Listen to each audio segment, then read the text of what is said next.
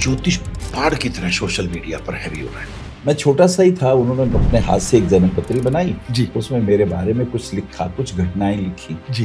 वो जब घटनाएं सत्य सिद्ध हुई जी। तो मुझे लगा ये कोई विद्या है। जी। अनजाने में लोग वशीकरण के प्रयोग पूछते हैं। उसने किसी को पान दिया, उसने पान लेके जब ऐसे खाया तो मुझे उसकी हस्तरेखा, क्योंकि मैं पीछे था, मैं कहा काले घोड़े की नाल का छल्ला आज ही बनवा के बीच उंगली में पहन लो। जी। कल का दिन बहुत घातक होगा। कि भारत में 25 लाख मौत जी सिर्फ प्रदूषण की वजह से होती है। हरिओम नमः शिवाय जी।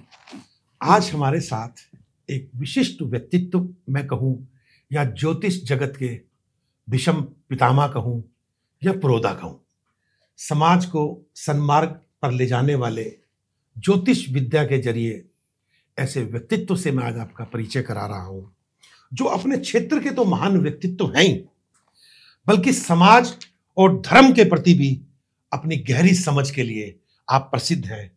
आचार्य अनिल वत्स जी, जिनका खुद का जीवन आध्यात्मिकता, ज्ञान और अनुशासन से परिपूर्ण है। उनकी सरलता और विद्वता ने लाखों लोगों को अपने जीवन में आमूलचूल परिवर्तन किया और उनको आस्थावान बना दिया। आज हम उनके जीवन, कार्य और दृष्टिकोण पर हम चर्चा करेंगे। श्री अनिल वत्स जी, आप ज्योतिष में कैसे आए? सबसे पहले आपका, आपकी पूरी टीम का और आपके इस महत्व उद्देश्य का मैं हृदय से अभिनंदन करता हूं जी। और सभी दर्शकों का हृदय से स्वागत करता हूं। ये बड़ा दुर्लभ प्रश्न है। अनंत जन्मों की यात्रा है जी। मुझे याद आता है कि मेरे दादाजी जी। उनका मेरे ऊपर बहुत प्रभाव रहा। जी। मैं छोटा सा ही था, उन्होंने अपने हाथ से एक जन्म पत्री बनाई जी। उसमें मेरे बारे में कुछ लिखा, कुछ घटनाएं लिखी। जी। वो जब घटनाएं सत्य सिद्ध हुई जी। तो मुझे लगा ये कोई विद्या है। जी। ऐसे कैसे हो सकता है? उन्होंने जी। कहा पूर्व जन्मों में तुम एक नाग थे, नाग योनि में, और आपका एक यज्ञ हुआ और महामृत्युंजय और गायत्री का कई कंखल में यज्ञ हुआ। तो वहां जब आहुति, पूर्ण आहुति दी जा रही थी तो उसमें तुम भी आहूत हो गए और तुम्हारा वो शरीर नष्ट हुआ और ब्राह्मण योनि में तुमने जन्म लिया। ओके। तो मैं बड़ा हैरान हुआ कि ये कैसे हो सकता है। फिर उन्होंने एक प्रमाण और भी लिखा कि जब तुम हो गए 21 या 22 साल के तो एक बहुत बड़े सर्प से, कोबरा से तुम्हारा युद्ध होगा। ओके। तो मैं और वो हो गया। हाँ।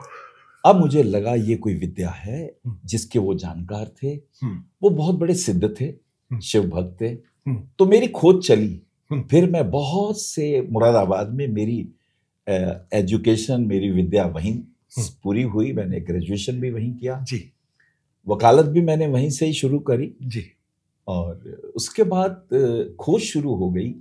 बाहर की यात्राएं तो मैं देख रहा था जी। मुझे 4 गुरु मिले मुरादाबाद में। एक गुरु बहुत उच्च कोटि के पेंटर थे जी, ठाकुर रामपाल सिंह जी। उन्होंने मुझे पेंटिंग सिखाई। मुझे बचपन से चित्र बनाना पसंद था जी। एक गुरु थे जो संगीत के मर्मज्ञ थे, वो अभी भी हैं जी, पुरुषोत्तम शर्मा जी। जी। हम उम्र हैं जी। और एक सर्वे जी थे जो कि इंग्लिश के और सबसे अच्छी बात यह है कि मनोविज्ञान के अद्भुत ज्ञाता थे जी। उन्होंने मुझे बहुत कुछ सिखाया जी। और एक पंडित हंसराज सुमन जी थे जो ज्योतिष विद्या के जी। तो इन चारों का छाप मेरे पे पड़ी जी। और दादाजी के वचन से खोज शुरू हुई जी। तो मैं खोजता रहा। मैंने कोई एस्ट्रोलॉजर, तांत्रिक, मांत्रिक, यांत्रिक नहीं छोड़ा कि मुझे बताओ इसको हम कैसे जानें। ओके।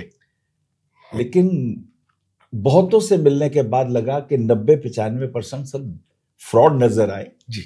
फिर खोज भीतर की हुई कि मैं ही खोजूं। जिन खोजा तिन पाया, गहरे पानी बैठ मैं बोरिन ढूंढन गई रही किनारे बैठ। जी। मुरादाबाद में क्रिकेट बहुत अच्छी खेली, चेतन चौहान मेरे साथ खेलते थे हिंदू कॉलेज में जी। और बहुत से आयामों से गुजरते हुए जी। फिर दिल्ली आ गए। फिर मेरी अर्धांगिनी से मेरा विवाह हो गया जी। और दिल्ली के जो प्रारंभिक 10 वर्ष थे जी, क्योंकि विद्याएं तो बहुत थी पर दिल्ली आके मेरा संघर्ष शुरू हुआ जी। मुझे क्या करना चाहिए जी। एज ए आर्टिस्ट मैंने एक जगह ज्वाइन किया। ओके। और वहां पर एक विश्व प्रसिद्ध आर्टिस्ट थे जी, इंदु पी मुखर्जी जी। जी। उनके पास मैंने बहुत कुछ सीखा। फिर मैं एडवर्टाइजिंग एजेंसी में भी रहा, जी। एज ए आर्ट डायरेक्टर भी रहा जी। और फिर ये खोज होते होते अचानक एक दिन पंडित हंसराज सुमन जी दिल्ली आए। उन्होंने देखा कि तुम जन्मपत्रियां तो देख रहे हो, हस्तरेखाएं तो देख रहे हो, पर पैसे नहीं ले रहे। मैं कहा मुझे शर्म आती है, हाँ। मैं पैसे कैसे मांगू? हाँ। क्योंकि मुरादाबाद में मेरा कपड़े का भी काम था जी। तो मैंने वहां पे दिए थे लोगों को तनख्वाहें जी। अब मैं लूं कैसे? जी। ये शर्म आती थी। जी। मेरे ससुर जी ने मुझे आश्रय दिया। जी। उनका ये प्रताप था कि मैं टिक गया 10 साल, तो बड़ा मुश्किल होता है। जी। लेकिन फिर उस खोजबीन ने मुझे सिखाया, जी। संघर्ष ने सिखाया जी। और मेरी पत्नी ने मेरा साथ दिया। जी। हमने इनको एक ही बात कही जी। कि देखो अब हमें दिल्ली अगर रहना है तो यहाँ जीना पड़ेगा। मैंने कहा तुम घर संभाल लो, मैं बाहर का संभाल लेता हूँ। जी। तुम घर का करना, मैं तुमसे नहीं पूछूंगा घर का क्या हुआ। जी। मैं बाहर का करूंगा। जी। तुम चाहे पूछना चाहे ना पूछना। जी। बस वो 10 वर्ष तक अनुसंधान वेद पुराण उपनिषद, क्योंकि मेरे गुरुजी ने कहा था कि ज्योतिष वेद का अंग है। जी। वेदस्य निर्मल चक्षुः, तो तुम्हें पहले वेद पढ़ने पड़ेंगे, फिर वेदांग, फिर उपनिषद। जी। बस ये खोज फिर होती गई जी। उस वक्त एक और प्रतिभा थी मेरे अंदर, पता नहीं, मुझे नहीं पता था। मैं अचानक किसी को देखता था तो मुझे एक दृश्य दिखता था हल्का सा कि मैं ये कह दूं। ये आपकी पुनर्जन्म की आध्यात्मिक यात्रा का, साधना की यात्रा का, जो मुझे पता नहीं था। जी। एक दुकान पे मैं खड़ा था, वहां पर उसने, एक व्यक्ति ने पान खाया। मैं पान खाने का शौकीन था जी। तो मैं जैसे ही 3 व्हीलर से उतरा और सवित्री के सामने एक पान वाले की दुकान थी, उसने किसी को पान दिया। उसने पान लेके जब ऐसे खाया तो मुझे उसकी हस्तरेखा, क्योंकि मैं पीछे था, दिखी। मैंने कहा ऐसे थपथपा के, मैं कहा काले घोड़े की नाल का छल्ला आज ही बनवा के बीच उंगली में पहन लो जी, कल का दिन बहुत घातक होगा। वो बोले आप कौन है? और मैं स्कूटर पे बैठा, पान खाया, चला गया। सुनना पसंद नहीं था, सुनाना पसंद था। फिर 6 महीने बाद वो व्यक्ति किसी तरह ढूंढते ढूंढते सादिक नगर में आए और दरवाजा खटखटाया। मैंने देखा अरे ये तो वही व्यक्ति है। वो मेरे प्रणाम किया, बोले आपकी वजह से मेरा परिवार बच गया। फिर उन्होंने बताया कि एक मकान बनाया था, मैं अपने बच्चों के साथ बाहर आया और मैंने बच्चों को दिखाया, देखो ये लेंटर पड़ गया है, और जैसे ही मैं अंदर आया वो लेंटर नीचे गिर गया। इस तरह काफी घटनाएं हुई। बस ये ज्योतिष की खोज में मैं वेद पुराण उपनिषद पढ़ता गया जी, और मुझे नहीं पता चला फिर एक आस्था चैनल आ गया जी। उससे पहले एक चैनल और था, सिटी चैनल।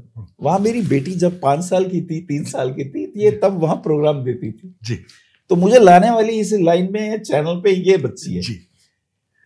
तो उसके बाद वो यात्रा शुरू हो गई। तो आप ये कह सकते हैं कि ज्योतिष यात्रा का जो व्यक्तित्व आज हमारे सामने है, हाँ, उसका श्रेय उसकी अर्धांगिनी को है और समाज के सामने प्रचार का श्रेय आपकी पुत्री को है। ये इनके माध्यम से मैं आया, इन्होंने वहां पर हुआ, फिर ये यात्रा चलती रही और आज मैं आपके सामने। जी अनिल जी, आपने जिस समय ज्योतिष शुरू की उस समय पूरे भारत में, उत्तर भारत में इसको पाखंड विद्या, रूढ़िवादिता विद्या भी कहा जाता था जी। तो आपको कभी इस चीज का सामना करना पड़ा? मुझे ऐसे लोग तो बहुत मिले, लेकिन मेरे अंदर एक बल था जी कि जो विद्या है जी, ये ऋषि मुनियों की विद्या है और उन्होंने इसे अनुभूत किया है पहले जी। अगर कोई मंत्र विश्वामित्र कह रहे हैं जी, तो उस मंत्र की जो देवी है जी, वो उनकी साक्षी बनी है जी। उन्होंने पहले दर्शन दिए, उन्होंने उन्हें बताया है जी। तो मेरे अंदर बहुत एक आत्मबल बहुत था जी कि नहीं, क्योंकि मैंने वेद पुराण काफी पढ़े जी, तो मेरे पास ज्योतिष की गहराई से जानकारी थी जी। तो जो लोग बोलते थे, जैसे कई लोग आज भी बोल देते हैं जी, कई साधु संत भी बोलते हैं जी कि रा से राम, रा से रावण जी, और का से कृष्ण और का से कंस जी, दोनों में राशियां सेम जी, पर देखो एक ये ज्योतिष पाखंड है जी। कई लोग ऐसा बोल देते हैं, लेकिन तब मैंने उन्हें कहा कि ऐसा नहीं है जी। अगर मेष राशि है तो उसमें 3 नक्षत्र हैं, अश्विनी, भरणी, कृतिका। अब मेष राशि में अगर आप अश्विनी नक्षत्र में पैदा हुए हैं तो आपके ऊपर केतु के संस्कार है जी। मेष राशि में भरणी में पैदा हुए हैं तो शुक्र के संस्कार जी, और अगर कृतिका में है तो सूर्य के हैं जी। तो उन ग्रहों के प्रभाव, ग्रह तो मेहमान है जी, जैसे मैं आज आपके पास आया जी, ऐसे नक्षत्र स्थायी आवास हैं जी। देवताओं के 27 आवास हैं जी। उन आवास में ग्रह घूमते हुए अपनी चाल से आते हैं जी, जब आते हैं तो उनसे वो हेलो हेलो कर लेते जी, और हमारे जो कर्म हैं जी, वो नक्षत्रों के पास संचित होते हैं जी, जब वो प्लेनेट वहां से गुजरता है जी, तो उन कर्मों को उठा लेता है जी, अब जो व्यक्ति अब जैसे मेरा रोहिणी नक्षत्र में जन्म है जी, तो मुझे पता है जी, कि मेरे इस नक्षत्र के देव चंद्रमा जी, मुझे अगर कोई बात करनी है तो चंद्रमा से कहना है जी, या चंद्रमा को धारण करने वाले शिव से कहना है जी, अगर मैं शिव जी से कोई बात कहूंगा जी, चंद्रमा उनके मस्तक पर है जी, तो मेरे डायरेक्ट मेरा सिम कार्ड चंद्रमा है जी, और मुझे ये भी पता है कि इस पूरे नक्षत्र को कमांड करने की ताकत ब्रह्मा जी में है जी, क्योंकि रोहिणी नक्षत्र के आदि देव ब्रह्मा जी हैं जी, जो क्रिएटर है जी, तो मैंने देखा जी, कि मैं पेंटिंग कर लेता हूँ जी, मैं 4 ज्योतिष की किताबें पढ़ के 5वें सूत्र मुझे अपने आप निकलने लगते हैं जी, तो पता चला ब्रह्मा जी क्योंकि सृजन करता है जी, तो ये एक स्वाभाविक गुण मेरे पास है जी, और मुझे इसको जानना चाहिए तो वो प्रतिभा शायद ब्रह्मा जी की कृपा से जी, चंद्रमा की कृपा से जी, ये पैदा होती चली गई जी, ये अंतर यात्रा है जी। अनिल जी, वर्तमान परिवेश में बच्चा पैदा होता है, आप ज्योतिष के अच्छे जानकार हैं, हम उसको बताते हैं कि इतनी आयु तेरी रहेगी, सबको पता है। परंतु मुझे लगता है कि क्या आप जानते हैं कि भारत में 25 लाख मौत जी सिर्फ प्रदूषण की वजह से होती है। बहुत 25 लाख मौत दुख हर की बात, साल। दुख की बात है तो वहां ज्योतिष कैसे डिफाइन करेगा? बहुत सुंदर दूसरी बात भारत में जो व्यक्ति पैदा हो रहा है वो विदेशों के वनस्पत उसके 30% फेफड़े कम काम करते हैं जी क्योंकि यहाँ का EQI बहुत जबरदस्त बढ़ा हुआ है। यस तो क्या ज्योतिष ये बता पाएगा? क्योंकि वो नक्षत्र की जगह गहराई में आप चले जाइए हाँ तो भी हम उसको बताते हैं कि इतना स्वास्थ्य ही है, परंतु मैं तो पूरा सिनेरियो की अगर बात करता हूं जी तो पूरे भारत में पैदा होने वाले व्यक्ति 30% फेफड़े उनके कम काम करते हैं, कम मजबूत होते हैं, वनस्पत पुर्तगाल के, जर्मनी के, स्विट्जरलैंड के। ठीक है तो इसको आप कहाँ पाते हैं? तो भारत कहीं ऐसा तो नहीं एक बहुत बड़ा रोगी देश के रूप में उभरने वाला है? ये आपने बहुत अच्छी बात कही जी अगर मैं आपके इन सारे सवालों को जोड़ूं जी तो मुझे लॉर्ड मैकॉले और जी। क्लाइव लॉयड याद आ जाते हैं जी मैकॉले ने हमारी शिक्षा पद्धति पे अटैक किया बिल्कुल ठीक बात। कि अगर मैं आपसे किसी भी कौम को अगर बेकार करना हो तो उससे उसका इतिहास छीन लो, बिल्कुल ठीक। उससे उसके पूर्वज छीन लो, जी पूर्वजों ने जो अर्जित किया उसे बताओ ही मत। जी ये काम लॉर्ड मैकॉले ने किया। जी दूसरा काम क्लाइव लॉयड ने किया। जी 30,000 गौएं रोज कटती थी, हम्म।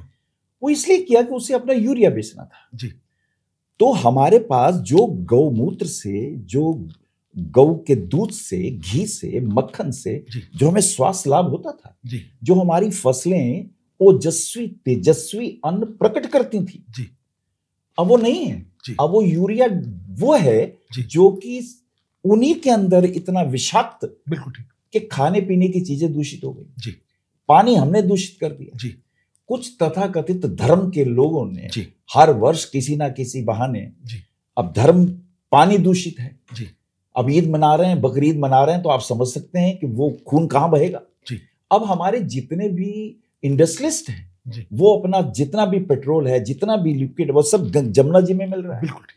हमारे उद्योगपति अगर वेस्ट मटेरियल को यूज करने की कला सीख लें, जी जैसे गडकरी जी करते हैं, जी वो बहुत से वेस्ट मटेरियल को लेके एक सड़क बना देते हैं। जी ऐसे अगर हमारे देश में प्रतिभाओं तो की जो ये कमी गलत कार्य करते हैं तो उनको दोष मिलता है? अगर हम आध्यात्मिक बात करूं मैं ये, तो उनको दोष मिलेगा, ये दोष आपने होगा? बहुत अच्छी बात कही जी जो देते हैं जी वही वापस आता है, मतलब मिलता है, वो वापस आता है। परंतु इसमें दूसरा क्वेश्चन है। हाँ। कोई ना कोई उद्योगपति, कोई ना कोई राजनेता, हम्म। किसी ना किसी ज्योतिषी उसका गुरु है। आपने भी कुछ समय पहले कहा कि मैंने एक व्यक्ति को कहा कि तुम शनि का छल्ला पहन लो, हाँ घोड़े की नाल का, तो हमने उसके साथ जो घटनाक्रम घटित होना था हाँ हमने उसको रोक दिया। हाँ अनजाने में उसको किसी कर्म की सजा मिलनी थी। वर्तमान परिवेश में हाँ जिस भी व्यक्ति को कष्ट आता है, हाँ छुपे हुए रूप से उसके प्रारब्ध के कर्मों की वजह से उसके सामने वो दृश्य उत्पन्न होता है जी जो उसको उसकी अंतर यात्रा की तरफ ले जाना चाहता है। हाँ पर वर्तमान में ज्योतिषी, सभी ज्योतिषी निश्चित रूप से उसको उपाय बताते हैं और उसको इस भौतिक कष्टों से निजात दिलाते हैं। हाँ, तो क्या ये सही है? ये बड़ी अच्छी बात कही आपने। देखिए, एक तो है प्रारब्ध जी, एक है भाग्य जी, एक है क्रियमाण जी, हमें तीनों पे ध्यान देना है। ठीक। अगर मेरा वर्तमान क्रियमाण ठीक नहीं है जी, तो मेरा भाग्य जो है जी, भाग्य बनता है क्रियमाण से। बिल्कुल ठीक। और क्रियमाण अगर मेरा वर्तमान श्रेष्ठ है, जी, अब यदि मैं लोगों को जी, उपाय खंड के अंदर ये कह दूं, जी, अब देखिए भूख मिटा दूं, अगर मैं, जैसे गुरुद्वारे में क्या होता है, लंगर चलता रहता है, जी, अगर मैं कहूं कि आप 1.25 मणि लड्डू बांट दो, जी, अगर मैं ये कहूं उपाय खंड के अंदर जी, कि आप कपड़े के झोले के अंदर दो, बजाय की प्लास्टिक के दो, तो उनको उद्योग बन जाएगा। बिल्कुल। अगर मैं कहूं लकड़ी की जो टोकरियां हैं, जी, बांस की टोकरियां बनवा के जी, आप कर लीजिए, तो उससे फायदा हो जाएगा, जी, कई लाखों लोगों को फायदा होगा। जी, हमारे उपाय खंड ऐसे हो जो समाज को जोड़ने वाले हो। जी, तो जटा जूट के नारियल की बहुत सी चीजें बनती जी, हैं, उससे मैंने देखे बैम्बूस से कॉटेज बनती है, जी, तो उनको उद्योग मिल जाएगा। जी, जोशी का फर्ज है जी, कि पर्यावरण का भी ध्यान रखे, जी, उसका उपाय भी ठीक हो, जी, और हमारा देश में जो पंच तत्व दूषित हो गया है, जी, वायु प्रदूषित हुई जी, है, जल प्रदूषित हुआ है, जी, हवा प्रदूषित बिल्कुल हुई है, सब जानते हैं। जी, इसके प्रति, इस प्रकृति के प्रति जी, यदि हर व्यक्ति, जी, मैं एक उपाय और बताता हूं, जी, क्या आपके बच्चे का कोई डेट ऑफ बर्थ है? मैं जी। कहा हाँ। कितने साल का है? 14 साल का। जी। मैं 14 पेड़ लगाओ। बहुत बढ़िया, बहुत भाई बढ़िया। आप 30 साल के हैं, आप जी। 30 पेड़ लगाइए, जी। अगले साल तुम 31 लगाओगे। जी, नहीं पर वो पालेगा उसको। नहीं, ये इंपॉर्टेंट, ये इंपॉर्टेंट, क्योंकि पेड़ लगाना बड़ी बात वो तो आपने नहीं। नर्सरी से लेके उसकी हत्या और कर दी। नहीं, जी। हम उसके अंदर एक बात कहते जी। हैं कि तुम्हें सायकाल को जल चढ़ाना है, जी, या प्रातः काल को जल चढ़ाना है। जी, अब वो 31 पे तो नहीं चढ़ा पाएगा, 1-2 पे चढ़ा पाएगा, जी। तो हम उसके परिवार के बच्चों को कहते हैं कि जी। बाकी के बहुत पेड़ों को तुम भी देखो। जी, या अगर वो समृद्ध है तो एक माली पाल ले भाई, जी, अपने पार्क में बिल्कुल तो कह ही सकता है बिल्कुल ठीक। कि भाई आप 100 क्या करते हो, 200 पेड़ों जी, का दिया, बल्कि कुछ लोग मिलके पाल सकते हैं, माली रख सकते क्यों नहीं हैं। कर सकते? जी। हमारे पास कुत्ते हैं, उनको रोटी दे दो, बिल्कुल। पक्षी हैं, उनको अन्न दे दो, बिल्कुल। और गर्मियों में हम उन्हें जल दे दें। जी। ये हमारा धर्म फर्ज होना चाहिए। जी, क्योंकि धर्म अकेला नहीं है, पुरुषार्थ है ये। जी। धर्म, अर्थ, काम और मोक्ष, जी। चारों का ही ध्यान रखना पड़ता है हमें। भारत में वर्तमान परिवेश में लगभग 42% लोग जल संकट से गुजर रहे हैं। जी। भारत में अगर 140-42 करोड़ लोग हैं, तो आप ये मान के चलिए 60 करोड़ लोग पानी की कमी का सामना करना पड़ रहा है उनको। जी। क्या ज्योतिष जल स्रोतों के संरक्षण के लिए कोई उपाय बता सकता है? बहुत अच्छी बात है।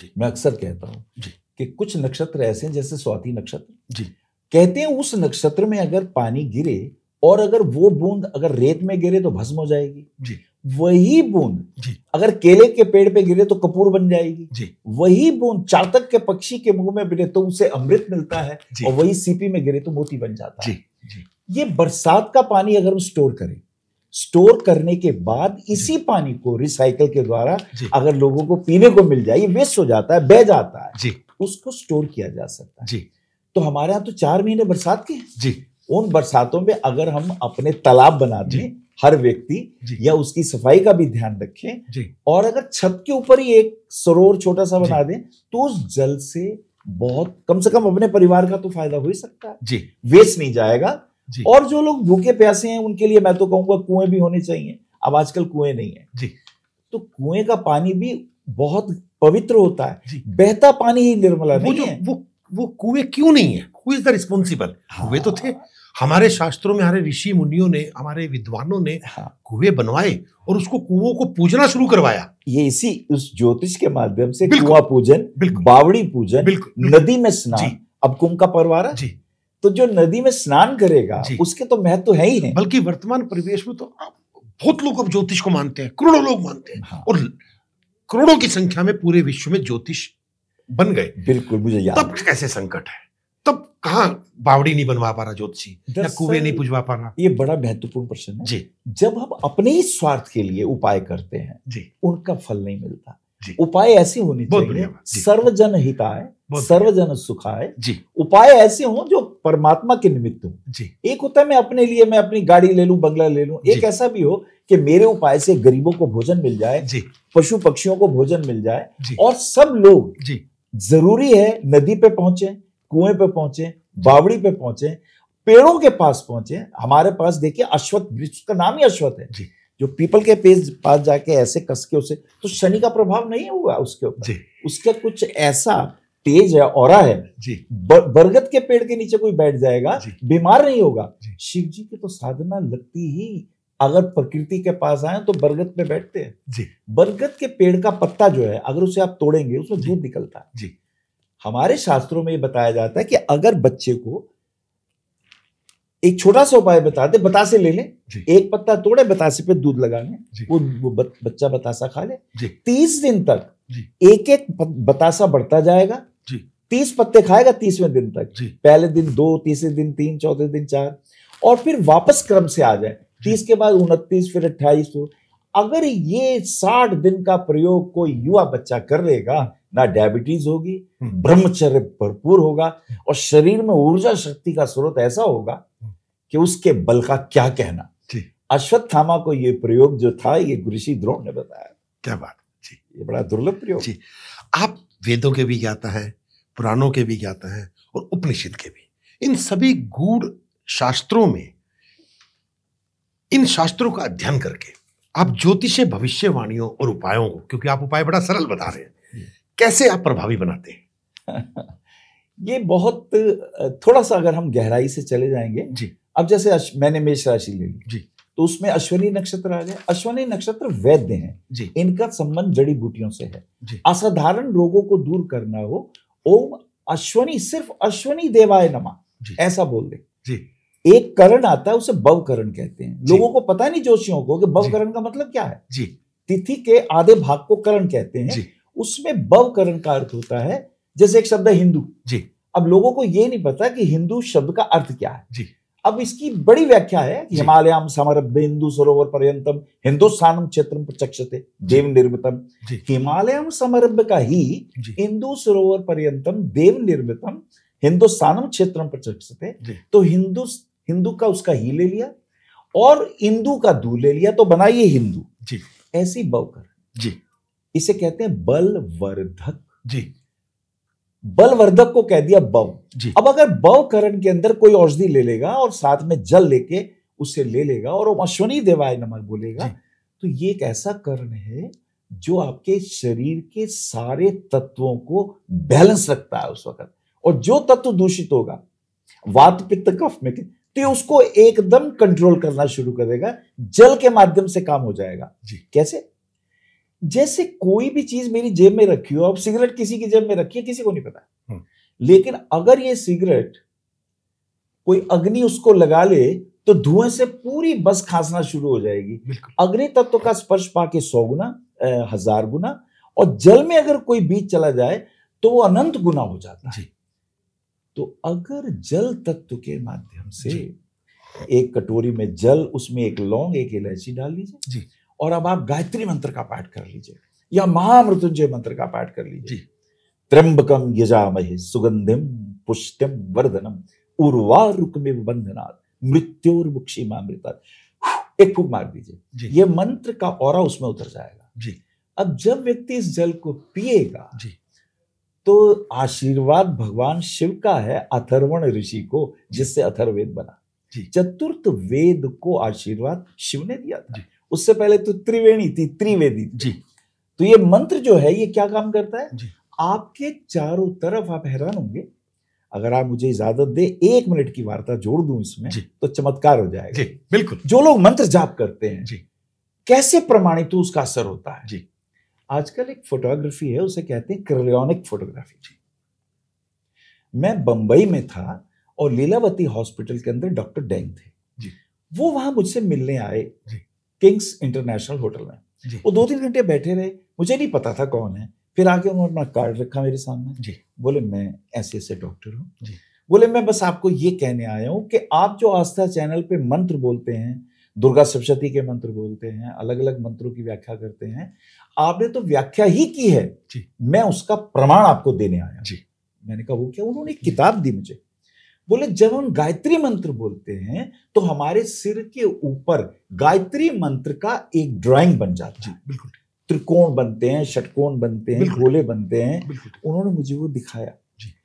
बोले हैरानी की बात यह है कि अगर मैंने कोई खास करके अगर कोई स्तोत्र बोल दिया है तो उसका ऊपर प्रभाव आ गया है जी। उन्होंने मुझे दिखाया जी। तो इट इज अमेजिंग जी। जब आप मंत्र जाप करते हैं, शुद्ध हो, जी। संस्कृत में हो जी। और आप अपने इष्ट देव का स्मरण करके करें तो वो ड्राइंग भी बनती है जी। और जो व्यक्ति जाप करता है उसको उसका लाभ भी। बिल्कुल, इसीलिए हमारे शास्त्रों में कहा गया था कि मीठा बोले, धीरे बोले, क्योंकि अनजाने में उनके द्वारा निकाली गई वाणी ब्रह्मांड में बड़ा विशेष महत्व रखती है। अवश्य वर्तमान परिवेश में ज्योतिष बाढ़ की तरह सोशल मीडिया पर हैवी हो रहा है जी। अनजाने में लोग वशीकरण के प्रयोग पूछते हैं। हाँ। युवा युवतियां हाँ। अनजाने में ज्योतिषी को फोली करते हैं कि वो मेरे लड़की वश में हो जाए हाँ। या वो लड़का वश में हो जाए। आप इसको कहाँ सही मानते हैं? क्या ऐसा होना चाहिए? और क्या ये निरर्थक नहीं है? एक गुमराह करने का तरीका नहीं तैयार कर रहे हम आने वाले वक्त के लिए? मैं जहां तक समझता हूँ कि ये जो हमारे 6 कर्म है, षटकर्म है, आकर्षण है, विकर्षण है, उसके अंदर बहुत सारी चीजें हैं। इनका जो प्रयोग बताया गया था वो अपने को अनुशासित करने के लिए था। निज पर शासन, बिल्कुल, फिर अनुशासन। बिल्कुल। अगर वशीकरण ही करना है तो अपने को वश में करो जी। अपनी इंद्रियां जो बहिर्मुखी हैं, जो बाहर के विषयों की तरफ आसक्त होती हैं जी, उसे भीतर की तरफ लाओ ना जी। तो आकर्षण पहले ही अपने इंद्रियों के विषयों का करो जी। कि वो क्योंकि इंद्रियां बाहर ही देखती हैं जी।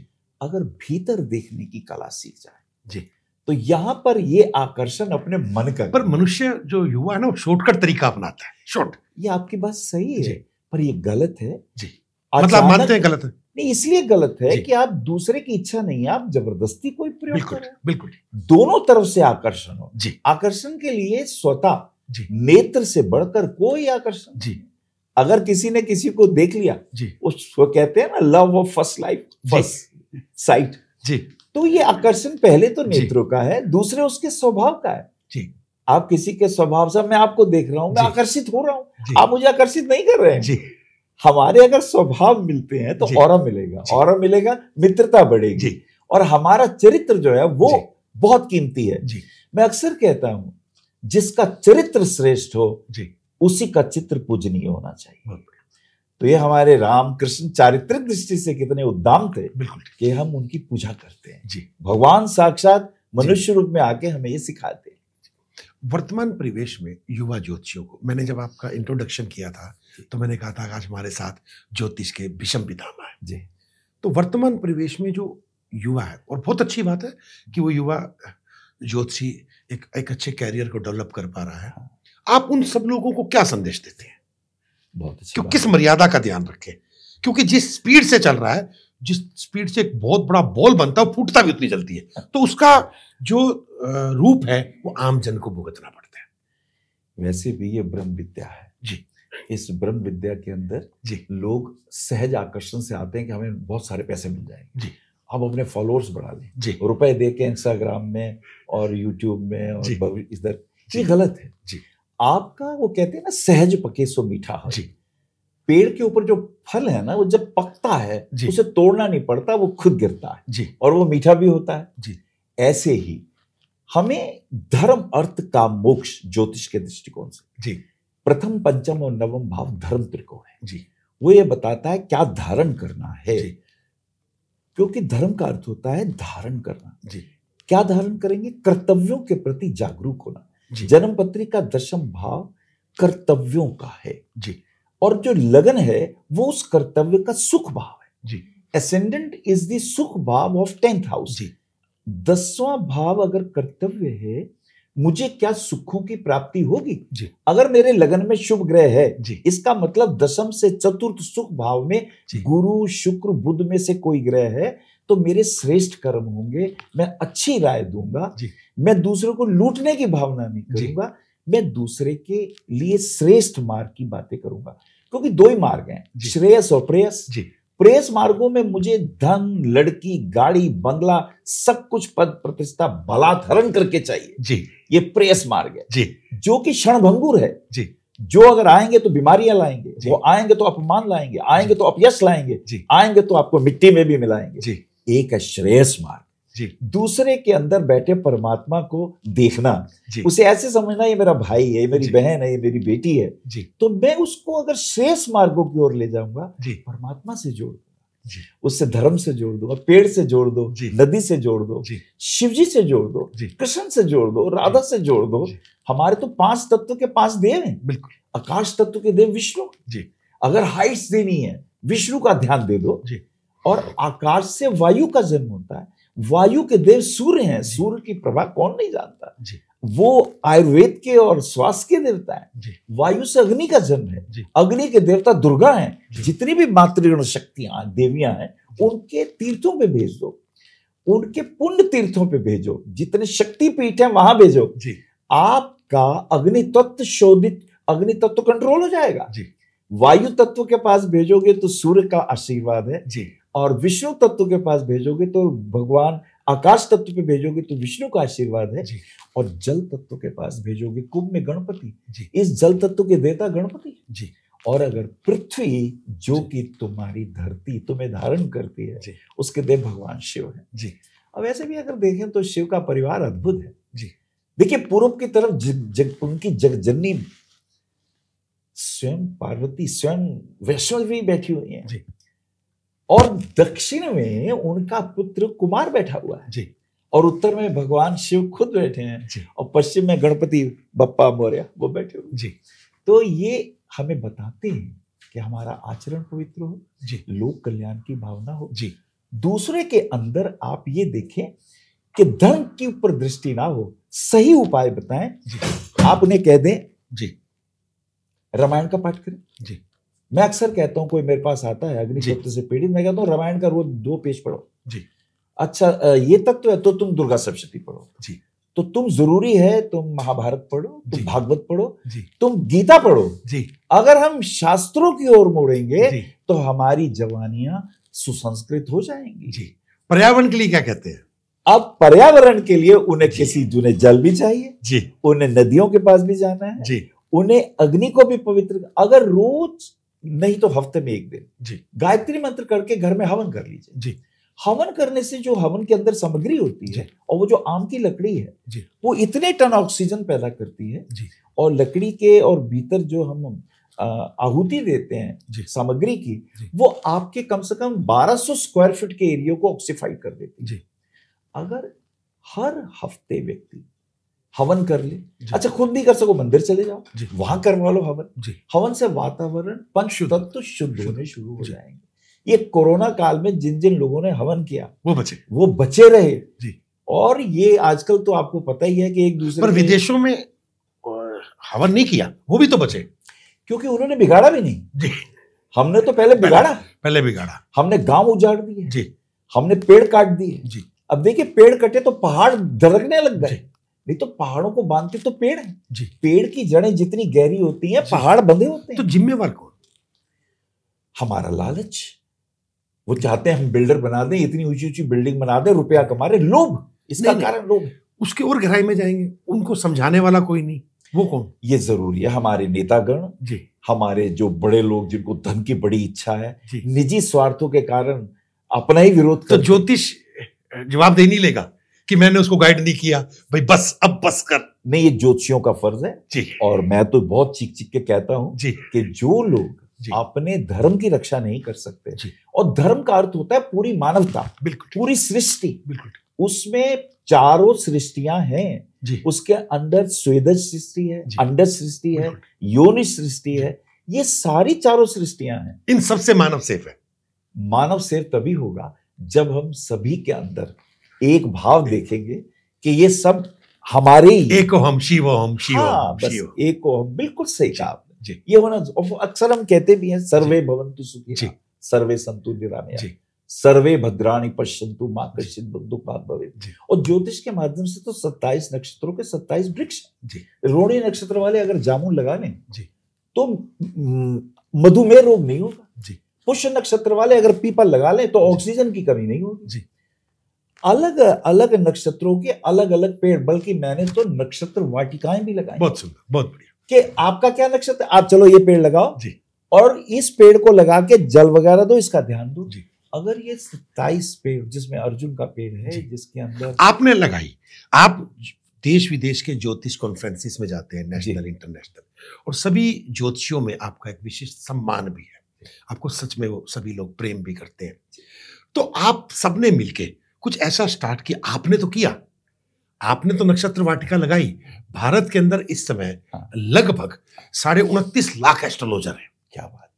उन 29.5 लाख ज्योतिषियों ने लगाई या उन्होंने प्रेरणा दी, और आपने इसके लिए क्या किया या करेंगे? मैंने उनको मैसेज भी दिया जी। देखिए, वो खुद ही करना होगा उन्हें, मैं उन्हें बोल सकता हूँ जी, मैं अपने एरिया में तो कर सकता हूँ जी, पर दूसरों को तो कह सकता हूँ जी, और इससे अच्छा उपाय नहीं है जी। 27 नक्षत्रों के वृक्ष जो लगा लेगा जी, उसकी 12 राशियों को देव और नवग्रह उसे प्रणाम करें जी, और मानवता सुरक्षित रहेगी जी, पशु पक्षी सभी समृद्ध होंगे जी, सभी की दीर्घायु होगी जी, और सभी बहुत यशस्वी होंगे। जी।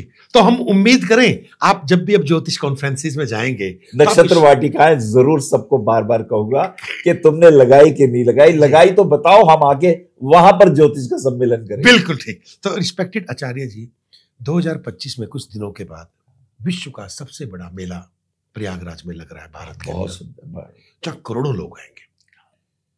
आप क्या संदेश देना चाहते हैं उन करोड़ों लोगों को कि वो पर्यावरण और संस्कारों से जुड़ पाए? बहुत अच्छी बात। पर्यावरण के लिए बहुत जरूरी है कि सबसे पहले प्रकृति के 5 तत्वों की रक्षा के लिए हमें जागरूक होना है जी।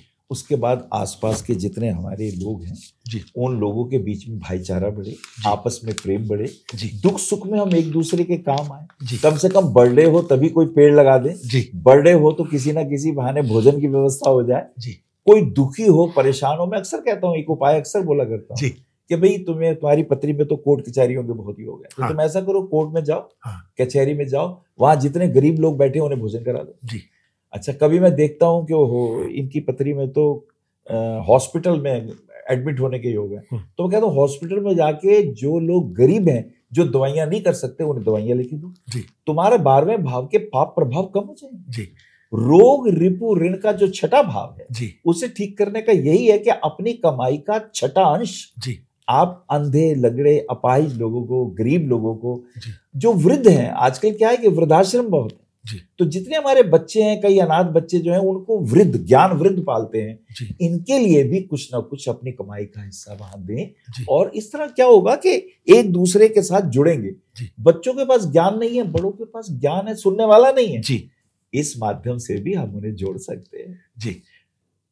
अनिल जी, आपने कहा कि हम बुजुर्गों के जो आश्रम बन रहे हैं, तो क्या आप इसका समर्थन करते हैं वृद्धाश्रम का? नहीं, ये गलत है जी।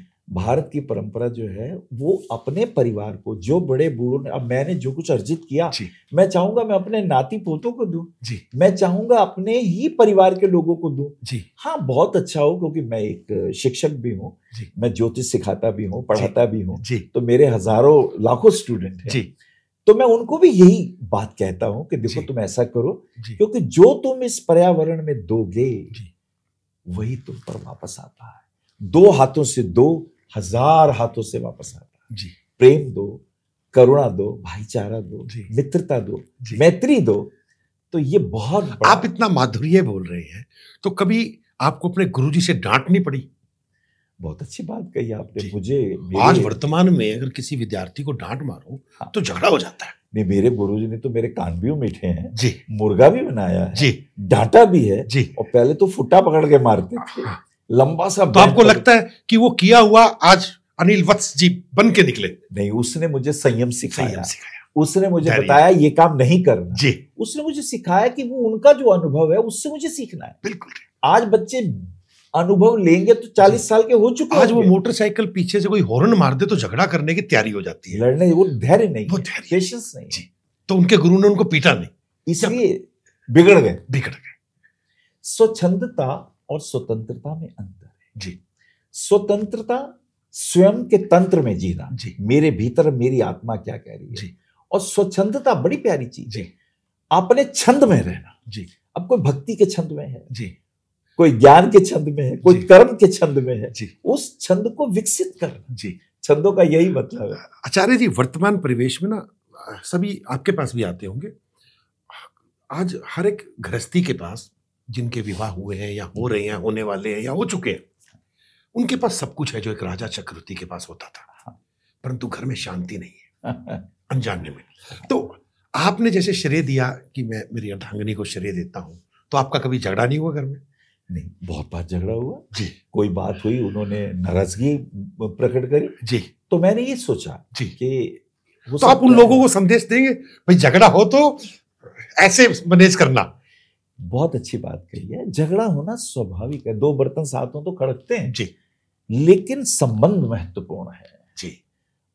हम संबंध कहां से लाएंगे जी, माता पिता दूसरे कहां से लाएंगे? अगर माता पिता डांटते हैं तो हमारे अच्छे के लिए डांटते हैं। अब ये नहीं कि उनसे बिगड़ गए, उनको घर से बाहर निकाल दिया, उनको हमने भेज दिया वृद्धाश्रम में, या हम अलग रहने लग गए, या हम विदेश चले गए इसलिए कि हमें नोट ज्यादा मिल रहे हैं। जी, नोट तो कमाल हो। तो सरकार तो वृद्धाश्रम के नाम पे जगह अलॉट करती है, अनजाने में वो प्रमोट कर रही है कि वृद्धाश्रम हो। वो इसलिए कर रही है कि वो उसके पास अगर ये वाली दृष्टि हो जी, कि माता पिता ही सबसे बड़े ज्ञान वृद्ध हैं, वो डॉक्टर भी हैं जी, वो वैद्य भी हैं जी, उनके पास अपने 50 साल का अनुभव है जी, ये अनुभव अगर वो अपने बच्चों को देंगे। जी, अब मेरे पास अगर ज्योतिष है, मेरे जी, पास अगर ध्यान की विधियां हैं, जी, तो मेरे बच्चों में, मेरे ब्लड में, डीएनए में गई है डायरेक्ट। जी, मैं उनको कल का गुरु बना सकता तो हूं। आपके बच्चे ज्योतिष में हैं?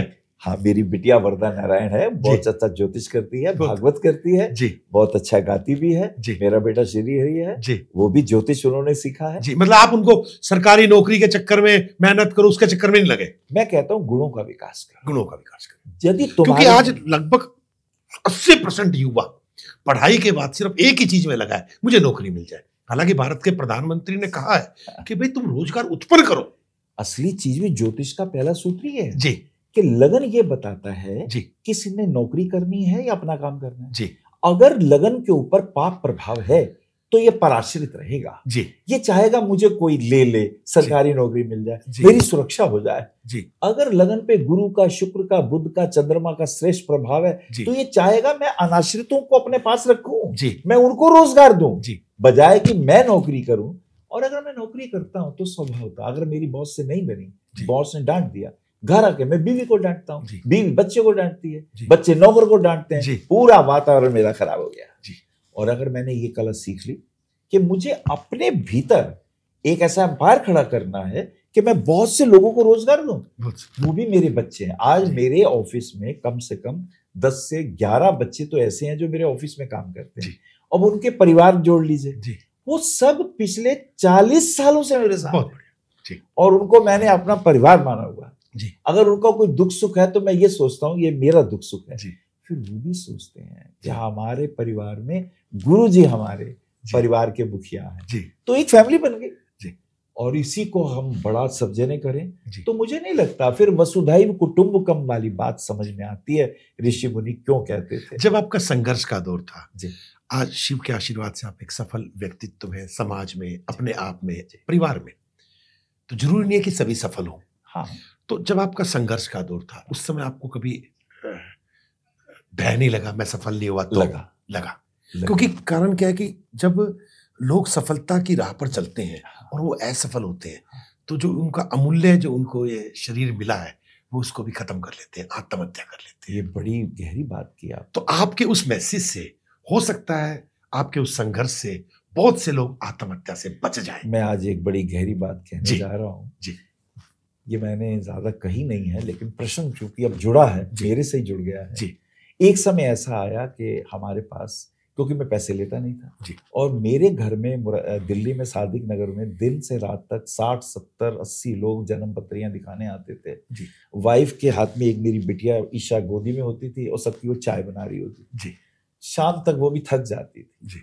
अच्छा, चूंकि पैसे तो मिल लेते नहीं थे, हम बड़े इगोइस्टिक थे, ब्राह्मण है, हम लेंगे तुमसे पैसे, हम उन्हें बता जरूर देते थे। तो मुझसे कहती थी यार दूध के पैसे तो होते नहीं है तुम्हारे, तो मैं कहाँ से लाऊं, और मेरे से नहीं होता कई बार। तो कभी काली चाय बनी, वो बहुत परेशान भी हो जाती थी। तो मेरे मन में आया एक दिन, मैं कहा यार ये क्या काम कर रहा हूँ, अर्निंग कुछ नहीं हो रही, वो भी तो जरूरी है। तो मैं ये सोच के कि मुरादाबाद में हमारी दुकान है अभी भी, अब तो नहीं है, तो मैंने सोचा चलो मैं वापस चलता हूँ। आप मायूस हुए? मेरे मायूस हो गया क्योंकि दिल्ली में मैंने देखा बहुत शोषण था, कोई किसी को कुछ नहीं समझता था। तो पर दिल्ली तो दिल वालों की मशहूर हुई है। हाँ, ये तब जब आप जमे रहे। अच्छा। 3 साल दिल्ली झेलती है, आपको बहुत ठोकरें मारती है, और अगर आप रह गए तो फिर कहती है अब मैं तुम्हें देती हूँ। पर मेरे साथ ऐसा हुआ कि फिर मुझे लगा कि जब बिल्कुल ऐसा क्षण आ गया कि अब कुछ नहीं हो सकता, तो फिर मेरे अंदर एक भाव पैदा हुआ कि अच्छा अब कुछ करके दिखाना है। तो आपने वापस आत्मविश्वास उत्पन्न किया। मैं अर्जित करूंगा, ज्यादा से ज्यादा भीख मांगनी पड़ेगी ना, तो भिखारियों का भी नेता बनूंगा, मैं बताऊंगा कि कैसे भीख मांगी जाती है। एक भाव पैदा हुआ और तभी मैंने यंत्र बनाए। मुझे क्योंकि पेंटिंग थी हाथ में, तो मेरे पास कोई 150-200 यंत्र ऐसे हैं जो मैंने अपने हाथ से बनाए चित्रकला के माध्यम से। तो मेरी वाइफ ने पूछा ये किन के लिए बना रहे हो? मैं कहा देवताओं के घर बना रहा हूँ। बोले तुम्हें दूध तो मिलता नहीं शाम को। मैं कहा मैं इनके घर बना रहा हूँ, एक दिन ये मेरा घर बनाएंगे। अचानक मेरे पास एक व्यक्ति आता है और वो कहता है अरे ये तो बड़े सुंदर है, क्या मेरे घर में वास्तु के हिसाब से ये दीवार कर दोगे? मैं कहा मैं कर दूंगा। मैंने उनकी वो कर दी। मुझसे बोले कितने पैसे हो गए? मैं कहा पैसे तो मैंने मांगे ही नहीं, वो तो मेरे विचार ही नहीं है। बोले कैसे आदमी हो? उन्होंने तब मुझे 10,000 रुपए का एक चेक काट के दिया सन 80 में। वो मेरे लिए एक बहुत बड़ी रकम थी। मैंने पत्नी को कहा ये देखो देवताओं ने दे दिया, दूध आ गया। ओ जोश पैदा हुआ कि नहीं आई कैन डू, अब मैं कर सकता हूँ। फिर गुरुजी ने मुझे आके कहा सुन 250 रुपए तू लेगा, इससे कम में नहीं लेगा। उन्होंने मेरे सिर पे हाथ रखा, दीक्षा के मंत्र पढ़े, दीक्षित किया। उनकी आंखों में आंसू बह रहे थे। बोले आज के बाद तू पीछे मुड़ के नहीं देखेगा। तो मेरा टर्निंग पॉइंट हो गया। मुझे किसी ने कहा भी और उन्होंने कहा मतलब जब आपका आत्मविश्वास टूटने की कगार पे था तभी आपने अपने आत्मविश्वास को तुरंत जागृत किया। मैंने जागृत किया कि नहीं मैं कर सकता हूं। क्योंकि एक चीज मेरे दादाजी ने कही थी कि यदि तेरे में गुण है तो गुण उस पराकाष्ठा पे ले जा कि वो सर्वश्रेष्ठ हो। कोई भी गुण हो, चाहे तबला बजाना हो, धागे त्रिकट हो, या बांसुरी बजाना हो, मैं ये दोनों करता हूँ, ये भी मुझे शौक है। तो उन्होंने कहा कि एक दिन ऐसा आएगा कि ये कलाएं, ये गुण तुझे संवार देंगे। तू पूरा तो हो, उसके अंदर पूर्ण सिद्ध हो, अपूर्ण मत होना। चाहे बांसुरी बजा लो, चाहे तबला बजा लो, कीली ठोक लो दीवार पे, लेकिन उसके अंदर पूर्णता होनी चाहिए। तो जब पूर्णता होती है तो वो वेद मंत्र आशीर्वाद देता है, ओम पूर्णमिदं पूर्णात् पूर्णमुदच्यते पूर्णस्य पूर्णमादाय पूर्णमेवावशिष्यते। इस मंत्र का सत्य मैंने तब जाना कि जब मैं किसी कला में पारंगत हुआ। ज्योतिष में जब मैंने इसकी व्याख्याएं करी कि ये योग का क्या मतलब है, गजकेसरी योग का क्या मतलब है, गुरु चंडाल का क्या मतलब है, भद्र योग का क्या मतलब है, तो मुझे नहीं पता था। आस्था चैनल पे तब मैं बहुत भाव विभोर होके जो देवता बुलवाते थे मैं बोलता था, लेकिन पता नहीं अनंत आयामों से लोग जुड़े, अनंत आयामों से लक्ष्मी की कृपा होने लगी। 10 साल मांगा नहीं था, अगले 10 साल में बिन मांगे मोती मिले। भगवत कृपा इतनी हुई कि मैं बहुत अपनी उन वेद ऋचाओं का, कलाओं का मैं बहुत बहुत उनका ऋणी। तो परिवार का भी तो आप ऋणी हो? परिवार का तो मैं बहुत ज्यादा, उन्होंने मुझे बहुत प्रेम दिया। और मैं ऐसा इसलिए पूछ रहा हूं कि वर्तमान परिवेश में ना जब पुरुष आगे बढ़ता है तो उसको लगता है कि मैं आगे बढ़ रहा हूं, तो वो किसी ना उसके परिवार के लोगों को उससे कुछ नहीं चाहिए, एक एप्रिसिएशन तो दे। तो वो जो एप्रिसिएशन है उसको वो सफल बनाती है। ये आपने इतनी कीमती बात करी। जब मैंने शनि देव पर पुस्तक लिखी तो उसमें मैंने लिखा है कि इसका श्रेय मेरी धर्म पत्नी की तापसी रात्रियों को है।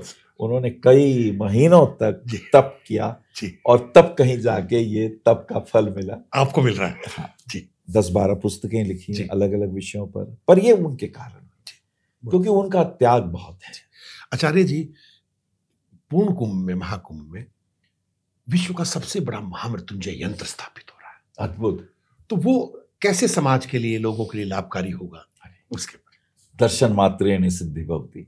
भगवान कहते हैं कि ये महामृत्युंजय मंत्र जो है ये अद्भुत है।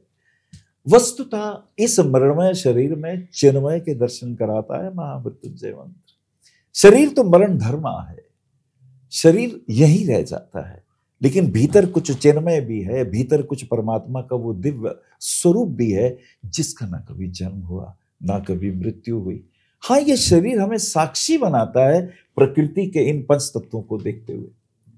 और ये हम भाग्यवान हैं कि इस कुंभ में जो 12 वर्षों के बाद लग रहा है, अगर हम इस कुंभ में जाएं और महामृत्युंजय मंत्र का मन में ध्यान करते हुए, अब आप कहेंगे ये तो बहुत बड़ा है, 33 अक्षरों का है। अरे तुम 5 अक्षरों का बोल लो, तुम नमः शिवाय बोल दो। 6 अक्षरों का बोलना है तो एक ओम जोड़ दो, ओम नमः शिवाय बोल दो। इसका दर्शन करने से ही विशिष्ट लाभ। और यदि महामृत्युंजय मंत्र की तुमने परिक्रमा कर ली, यंत्र की परिक्रमा कर ली, ये आज मैं मास्टर की देने जा रहा हूं। यंत्र जो है वो नियंत्रित करता है पंच तत्वों को, यंत्र नियंत्रित करता है संसार के समस्त वैभव और ऐश्वर्यों को।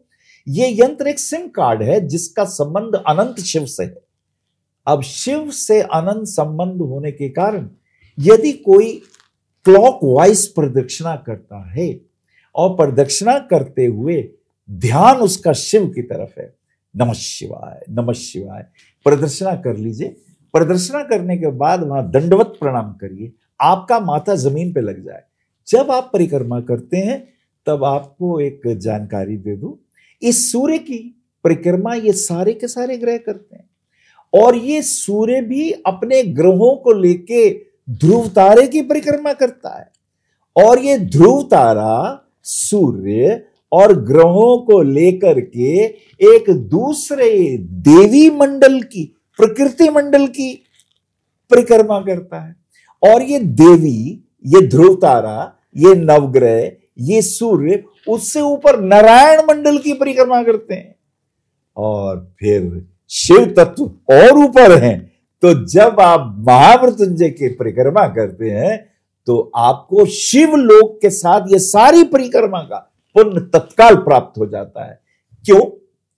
क्योंकि वहां कुंभ है, अमृत की बूंदें गिरी हैं और 12 वर्षों में तो आपका भी शरीर रूपांतरित होता है। जन्मपत्री का 12वां भाव, लगन अगर जन्म है तो 12वां भाव अंतिम शरीर का हानि स्थान है, वो अंतिम स्थान है। वहां से फिर आप नए युग में परिवर्तित होते हो तो शरीर का भी औरा बदलता है। और इधर आपने 3 परिक्रमाएं कर ली तो आपने कुंडली का 3रा भाव भी सिद्ध कर लिया।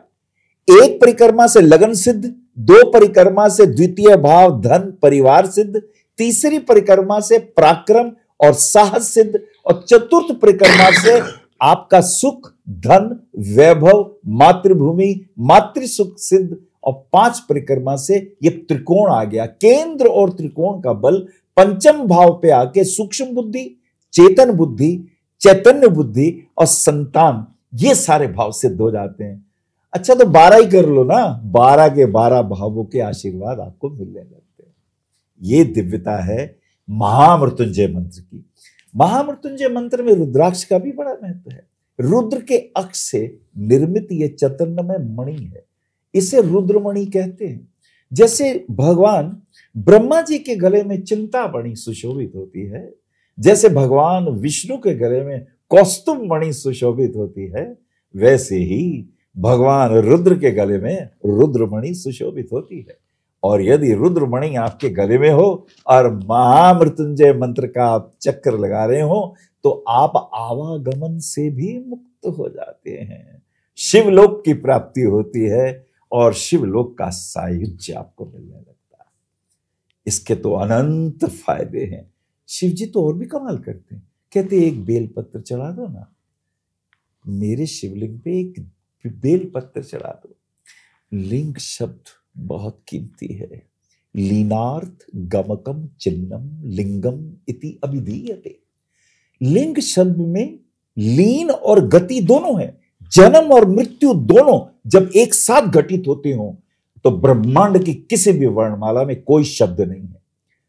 लीन, एक बीज जब भूमि में लीन हुआ तभी उसमें अंकुर फूटा, गति आ गई, जीवन आ गया। इधर मृणमय शरीर छूटा, इधर जीवनदायी शरीर उपलब्ध हुआ। तो जीवन और गति दोनों का प्रतीक लिंग। इसके ऊपर जब आप बेलपत्र चढ़ाते हो भगवान शिव का आशीर्वाद आपको मिलेगा। मैं तो चाहूंगा कि अगर हम खरीद नहीं सकते तो दर्शन तो कर सकते हैं। कहते हैं ना, दर्शन मात्रेण सिद्धिर्भवति।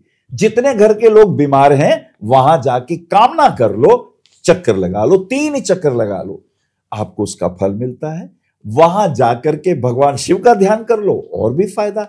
और अगर गंगा मैया का जल पास है ना, थोड़ा सा गंगा मैया का जल और ले लो। गंगा मैया को भगवान शिव सिर पे, सहस्त्र सार पे धारण करते हैं। वो बताते हैं साली को कितना आदर देना चाहिए। आजकल लोग पता क्या कहते हैं, साली आदि घर वाली। अरे नहीं भैया, सिर पे रखा साली को। पार्वती पत्नी है और साली जी जो है सिर पे हैं। वो कहते हैं इतना आदर और सम्मान उसे दोगे क्योंकि वो प्रकृति रूपणी है, तो कहते हैं फिर मेरा आशीर्वाद आपको मिलने लगा। जी, मैं आपका हृदय से आभार व्यक्त करता हूं कि आपने पूरे विश्व को, पूरे राष्ट्र को अपने ज्ञान से जो रास्ता दिखाया और आपके संघर्ष से लोगों का जीवन रूपांतरित हो सके, इसी के साथ आपका बहुत बहुत धन्यवाद।